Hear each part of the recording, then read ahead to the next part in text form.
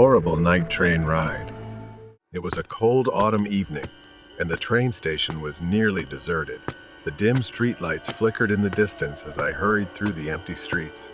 I had walked for 30 minutes from my university and was about to catch the 9 p.m. train. I ran to the platform just in time as the train stopped in front of me. I stepped inside, glancing at the empty train cars. It was always quiet at this hour of the night, with only a few passengers. I found an empty seat by the window and sat down. I opened my notebook to review my lecture notes. The train gently rumbled as it pulled away from the station. The rhythmic clattering of the wheels on the tracks was soothing, almost enough to drown out the unease gnawing at me. I looked around the train car and was surprised to see another passenger. A girl was sitting a few rows away, her head bowed, her face hidden by long, dark hair. I hadn't noticed her when I first boarded. She didn't move, just sat there, completely still. Something about her posture made me uneasy. She was hunched over as if staring intently at something at her feet, but I couldn't see what. I tried to focus on my notes, but my mind kept drifting back to her. She had been sitting still for a long time. The longer I sat there, the more uneasy I felt. Suddenly, I heard a faint rustling sound. I looked up. She was no longer in her seat. Now she was right in front of me. I found it strange because I hadn't seen her move at all. A moment ago, she had been several rows away, and now here she was, her pale face directly in front of me. Her skin was almost ghostly white, and her eyes were wide, black, and empty, staring at me without blinking. Then she smiled, a smile that made me jump in fear. She began to speak, her voice soft, whispery, and strange. She greeted me and introduced herself as Jan. She then asked for my name. For a moment, my throat went dry, and I couldn't speak. I hesitated, stammering my name. Her smile grew wider, and she tilted her head slightly as if studying me. Nice to meet you, T. Her eyes never blinked, just stared straight into me. I felt a bit uncomfortable, but I tried to remain calm. I told myself she was just a strange student, maybe someone a little socially awkward. After an awkward silence, she finally spoke. She asked me if I had noticed anything strange and why this train was so empty. Then, with a curious tone, she asked if I had heard the rumors. My heart skipped a beat. She leaned closer, whispering, People have gone missing on this train. Everyone at school knows about it. That's why I usually don't take this train. But tonight, I had no choice. Her words sent chills down my spine. I hadn't heard any rumors, but the way she said it, the intensity in her eyes, it gave me goosebumps. I forced a smile, trying to break the tension. I had never heard that story before. I glanced around the empty train car.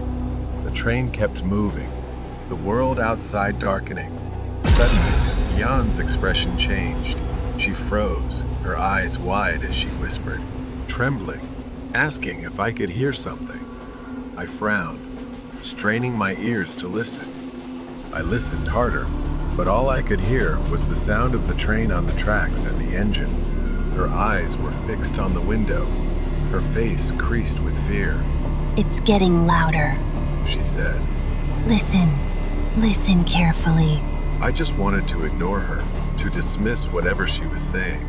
Then, I saw it. A shadowy figure, flickering in and out of view, running alongside the train, its limbs long and distorted. It moved unnaturally fast. I asked what it was, but she didn't answer, her face pale with fear. She whispered, It's coming. The train shook. The lights flickered for a moment. I jumped, gripping the edge of my seat.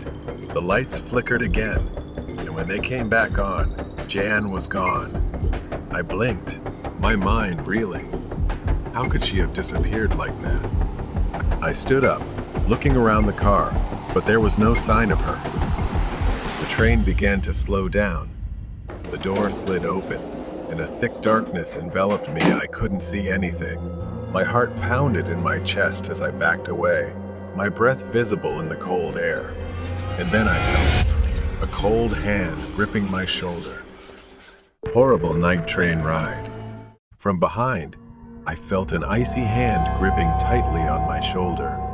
I froze, my breath catching in my throat as the cold fingers tightened. Slowly, I turned my head, but there was no one there.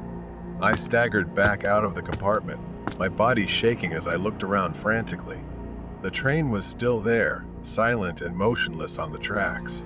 I don't know where I am. The only light comes from the flickering light of the train window.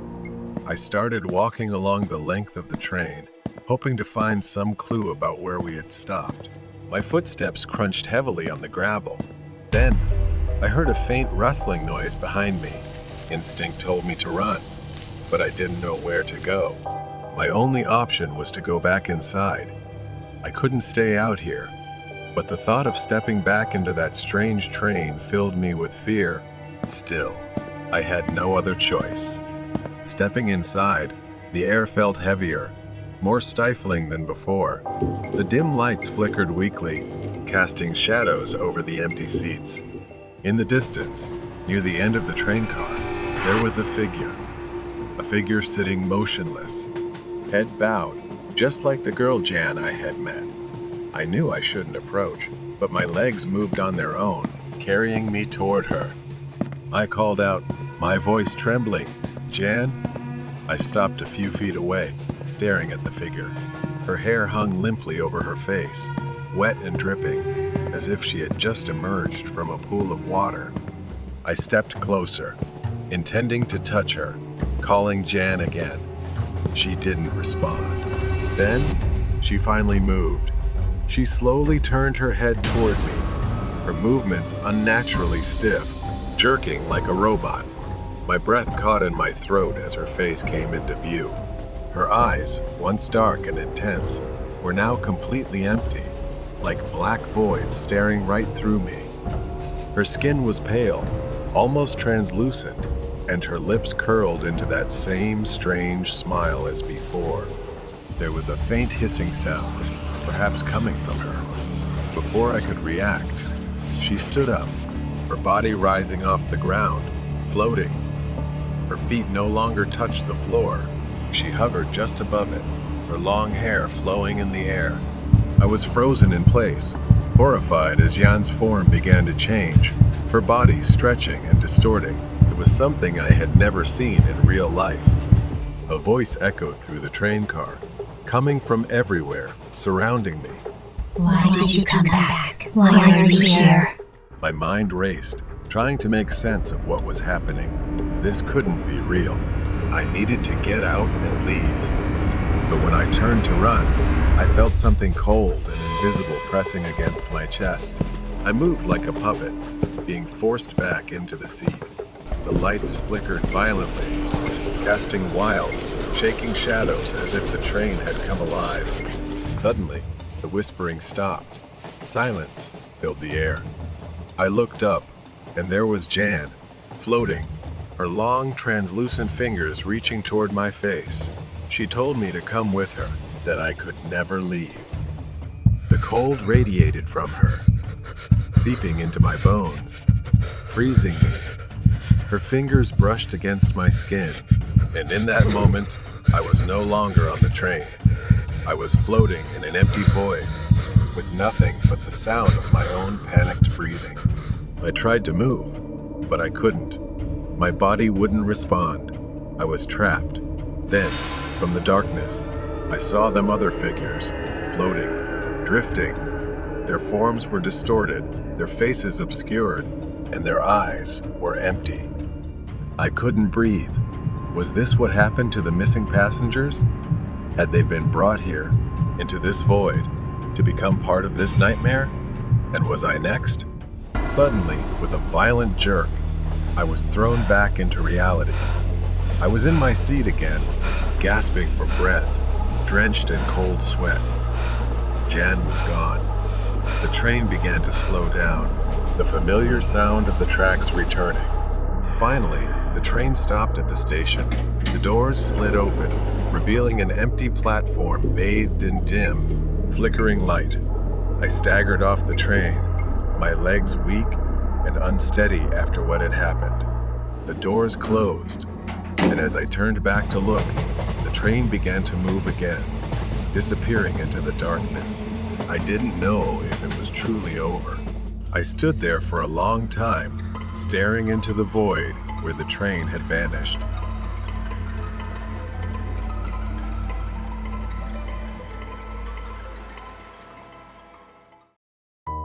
The last customer. The clock struck midnight. I was working at a donut shop in the suburbs where I lived. We didn't usually get customers this late, and when they did come, it was usually just a few stragglers. I was getting ready to clean up for the last shift of the day when the doorbell jingled. A man walked in, gaunt and disheveled, his eyes darting around the shop in a strange manner. I was annoyed and greeted him half-heartedly. I was tired and didn't feel like being friendly. I asked him what he wanted. The man stared at me for what felt like forever, an uncomfortable silence filling the room. He stood there for what felt like an eternity, repeating what he should order. I lost my temper and snapped. Just make up your mind already. I'm not your dad. It's a moment I regret deeply. He hesitated, then ordered a coffee and a donut. I turned my back to prepare the order, but I could feel his eyes burning into me, following my every move. It gave me goosebumps. I placed his coffee and donut on the counter. He didn't respond, just grabbed the items and shuffled over to a seat. As I turned back to the counter, I heard a strange noise behind me. It was a soft, shuffling sound, like something scraping against the floor. I turned around and my heart nearly stopped. The man was on all fours. He was sitting like a dog, slapping his hands on the floor with a wild grin plastered across his face. He whimpered and said, "I didn't kill him," as if pleading or justifying himself to me. Before I could react, he put his hand in his pocket and pulled out a knife. Without thinking, I rushed towards the back of the store, my mind racing. I heard the sound of his hands hitting the floor as he crawled after me, his breathing turning frantic. I flung the back door open and ran. Behind me, the man was still coming, dragging himself across the floor like an animal. I reached my car, fumbling with the keys as I tried to unlock the door. My hands were shaking so badly that I dropped them. Just as I got inside, he reached for me, barely missing. He slammed his head against the window, his eyes wild with desperation. Again, he screamed. I didn't kill him. Panic surged through me. I grabbed my phone and dialed 911, telling the police what was happening, begging them to come quickly. I dropped the phone and helplessly watched as the man continued to pound on the glass. The knife scratched the window, the sound grating on my nerves as I clenched my teeth. The world began to spin. The last thing I saw before I blacked out was his face pressed against the window, his eyes wide with madness. When I came to, flashing lights illuminated the parking lot. Police officers were milling around, and paramedics were checking my vitals. I saw him handcuffed, still muttering, "I didn't kill him." A detective approached me and said his name was Smith. He explained that the man had a history of severe mental illness and a deeply traumatic past. When he was 10 years old, there was a car accident, and his younger brother died in the crash. Andrew was blamed by his father, who abused him for years before abandoning him. Since then, he had been in and out of psychiatric hospitals, haunted by the memory of his brother's death. I shuddered. His eyes were now hollow, filled with a manic energy. I didn't know if he would get the help he needed, but the detective assured me that he wasn't a bad person. As I stood there, watching the car drive away, I couldn't help but feel a pang of guilt. Had my rude comment about his father been what triggered his breakdown? I wished I had treated him better. Late night passenger. When I was younger, chasing money at all hours of the night seemed necessary. I picked up a side job as an Uber driver.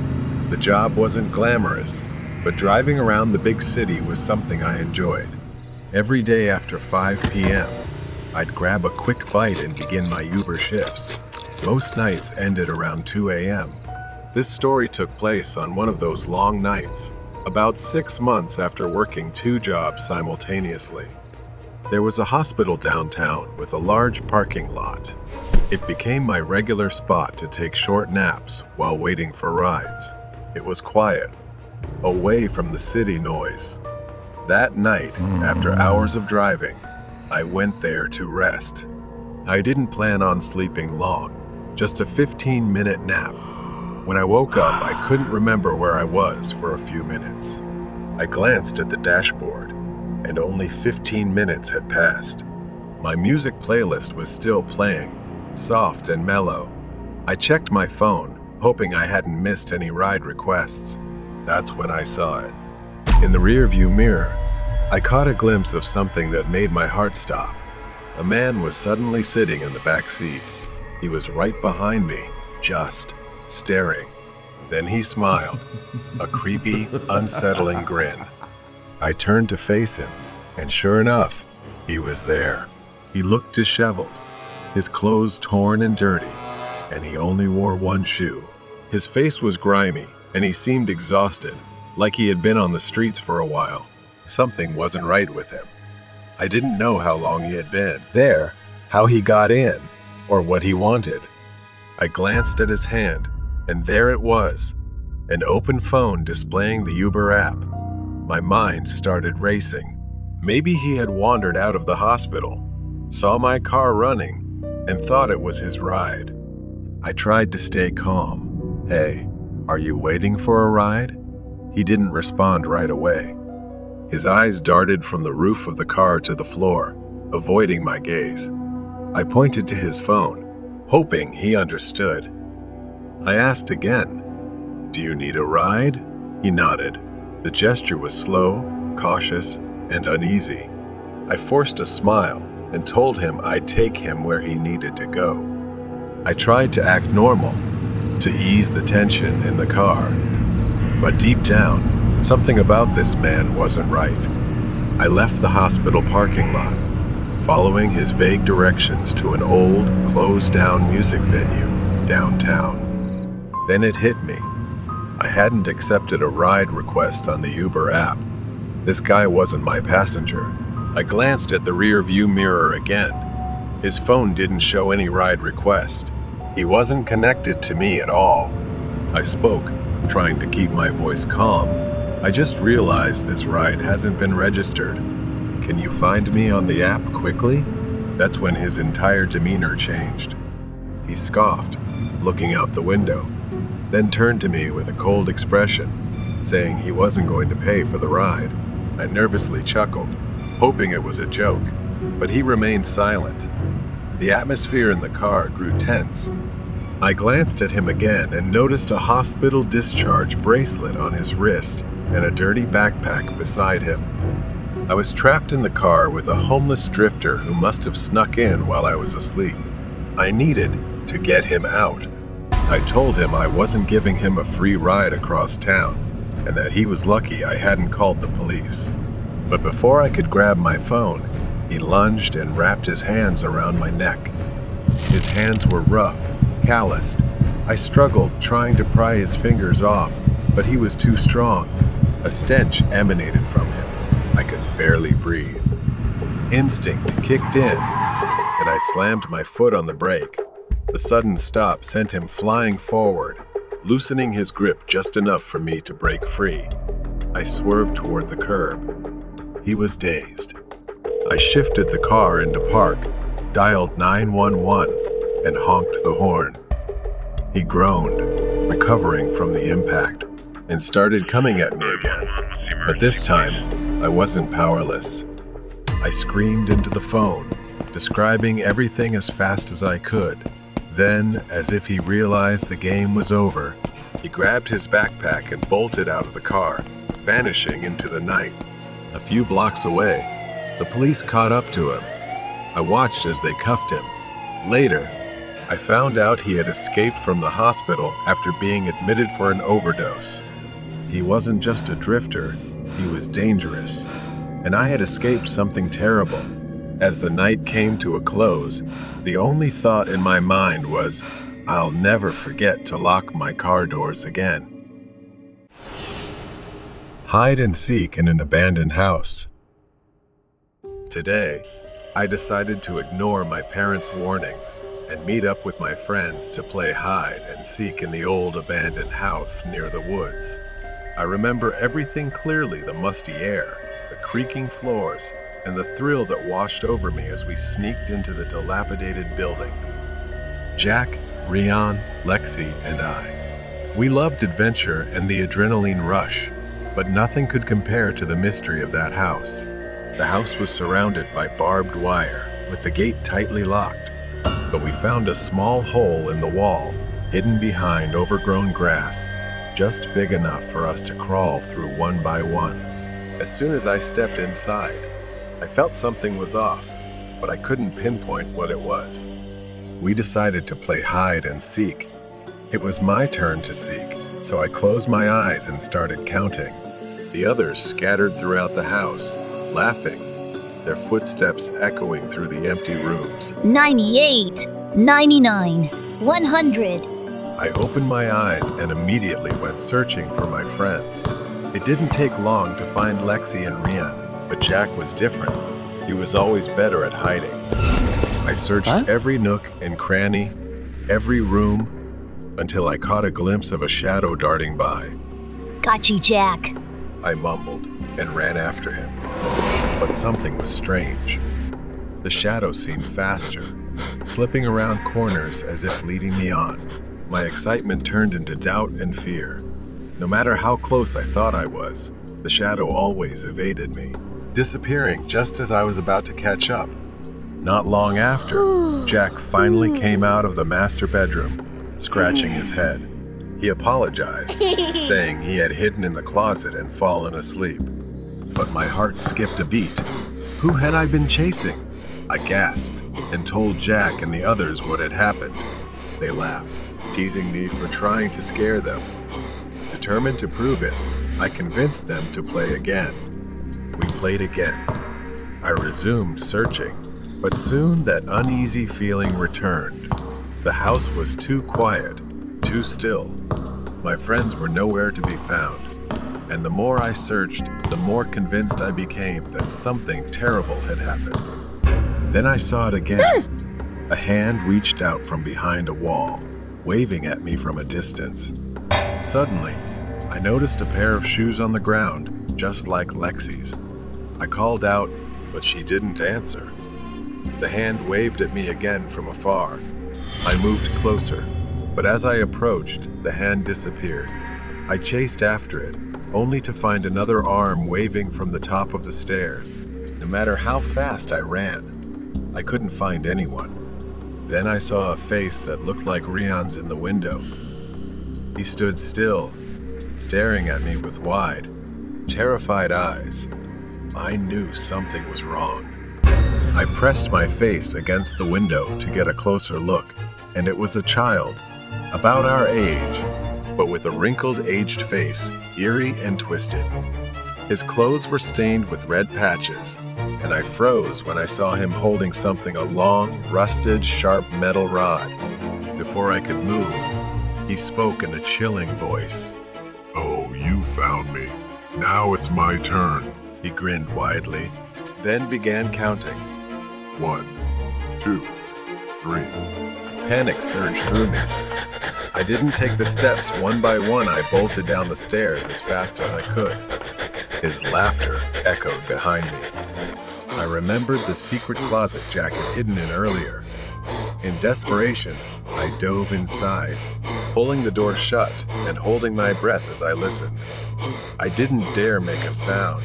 I squeezed my eyes shut, praying he would leave. I must have passed out from lack of oxygen. When I woke up, I was in the hospital. It turned out my parents and the police had been searching for us all night, and my friends had managed to escape to alert them. Later, we found out that he was the escaped mental patient the police had been searching for. Because he was as short as a child, he had crawled through the hole in the back wall and turned the abandoned house into his temporary hideout. His favorite thing to do was play hide and seek with children, and then harm them in various ways. The most terrifying part, the police still haven't caught him. First time at home alone. I remember it like it was yesterday. My mother had gone with my sister, probably to the grocery store, leaving me home alone for the first time. I felt grown up, in control, ready to handle it all. From afar, I looked out the living room window. I saw him, a man, his face partially hidden in the shadows, standing still, watching. The house felt different now. It was colder and eerily quiet. Minutes passed, and suddenly the back door creaked open. Panic surged through me as I got up from the table. I didn't know what to do, only that I needed to hide fast. The living room was only a few steps away from the dining room, where the back door was. I couldn't risk running there. Instead, I slid under the couch, squeezing into the tight space. It was dusty under there, making it hard to breathe. In the silence, his footsteps on the hardwood floor were deafening. I squeezed my eyes shut, trying to stay silent.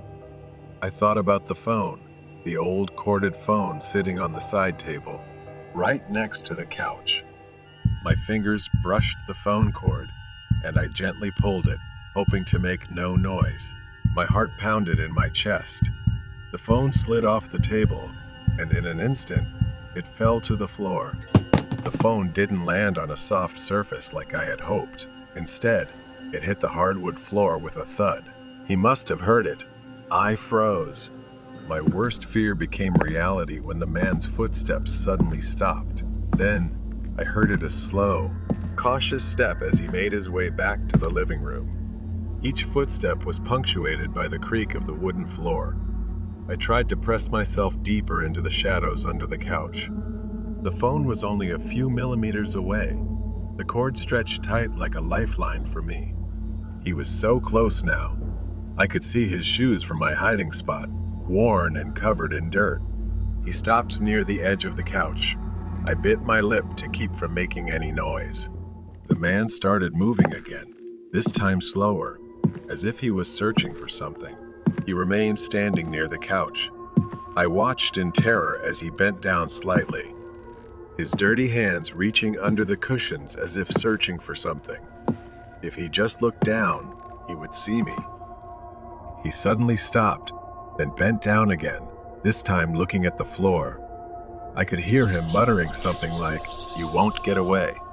I couldn't hold on to the phone cord any longer, and it slipped from my hand, softly falling onto the carpet. But even that tiny sound made him stop. I was trapped, and I felt like I might pass out from holding my breath. He looked down at the floor again, and I could finally see his face clearly. I felt lucky the couch was dark and long enough that he couldn't see me from the other side. At that moment, he moved again, this time toward the kitchen, away from me. I let out a quiet breath. He walked down the hallway, his footsteps echoing as he disappeared into the darkness. My muscles started cramping from lying under the couch for so long. Every second was torture as I waited and listened, trying to figure out how to call the police. He was ransacking the rooms, likely searching for something valuable. The sounds of his rummaging grew louder and more aggressive. My hands fumbled for the phone again, pulling it closer. I whispered as quietly as I could, explaining that someone had broken into my house and that I was hiding under the couch. I gave them my address. Minutes passed like hours as I lay there, clutching the phone as if it were my lifeline. I couldn't hear the man anymore. Had he left? Then, a noise. From the end of the hallway. He was still here, somewhere in the back of the house. Then, I saw the police outside. surrounding my house. I was taken outside to safety. The man had tried to escape through the backyard, but they caught him. Relief flooded through me. The whole experience felt like a nightmare. Afterward, I didn't want to be home alone for a long time. Looking back, I still can't believe how lucky I was. I did what I had to do, and I'll never forget it.